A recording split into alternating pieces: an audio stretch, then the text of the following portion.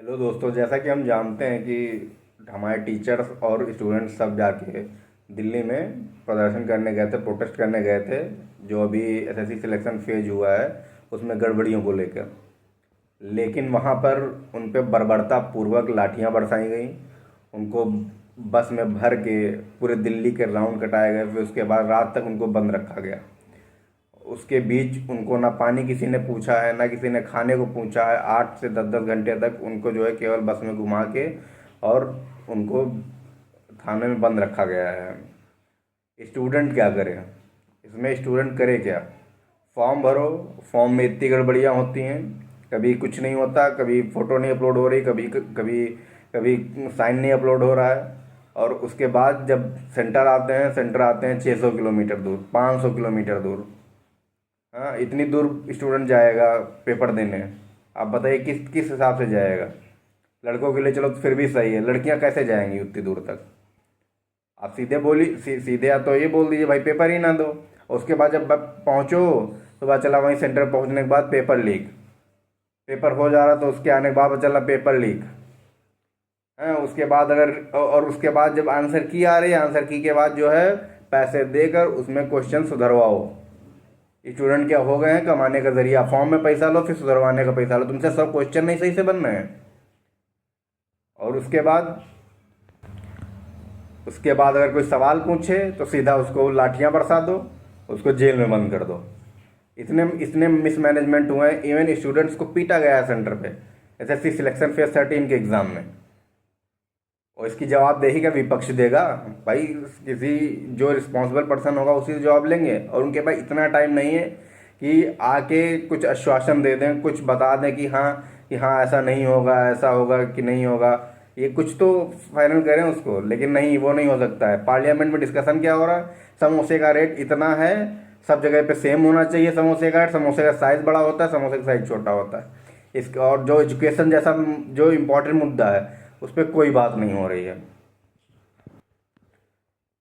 Protest में हमारा साथ दे रहे शिक्षकों को इतनी बेरहमी से पीटा गया है, इतनी बर्बरता से पीटा गया है। एक लोग का हाथ टूट गया है और पता नहीं कितने लोगों को तकलीफें हुई हैं।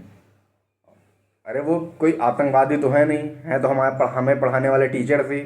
इवन जो उनको मार रहे हैं, जो पीट रहे हैं, उनके फैमिली से लोग उनसे पढ़ रहे होंगे।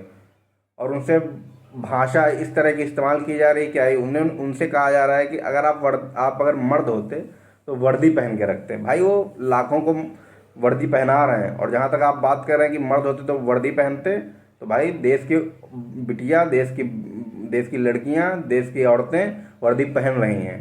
तो सिर्फ मर्द ही नहीं है जो वर्दी पहन रहे हैं। सिर्फ नारा दे दो बेटी बचाओ बेटी पढ़ाओ, सब पढ़ें सब बढ़ें, फिर बेटी को रास्ते पे मार मार रहे हैं वही पुलिस वाले। और क्या ही उम्मीद रख सकते हैं इस सिस्टम से?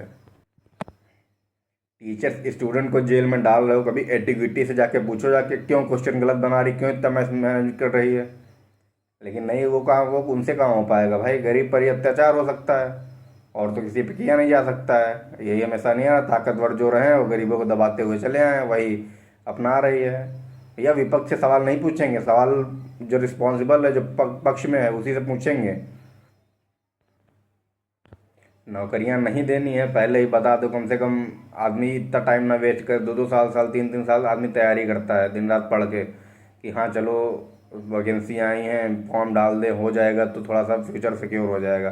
वरना वो पहले से ही कुछ अपना धंधा पानी देख ले। लेकिन उनसे क्या, उनको तो अब रोजगार खोलना है तो पकौड़े तल लो। ऐसे ऐसे जवाब दिए जाते हैं। एक भी पेपर ऐसा नहीं होता है जो लीक ना हो, जिसमें धांधली ना हो।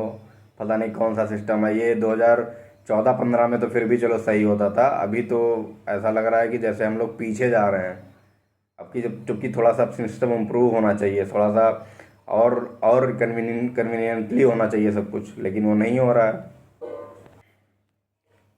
ऐसी बात नहीं है कि सरकार को इसकी इसकी भनक नहीं होगी, इसकी भनक जरूर होगी सरकार को, लेकिन वही है ना कि ध्यान नहीं दे रही है। क्यों? क्योंकि उसे लगता है कि ध्यान ना देना और इससे हमें क्या फ़र्क पड़ता है। तो एक बात बता देना चाहता हूँ कि चाणक्य का भी ऐसे ही धनानंद ने अपना अपमान किया था, और उसके बाद पता है सबको क्या हुआ था। तो सोच समझ कर और सब कुछ संज्ञान में लेते हुए ही सोचें और विचार करें इस पे।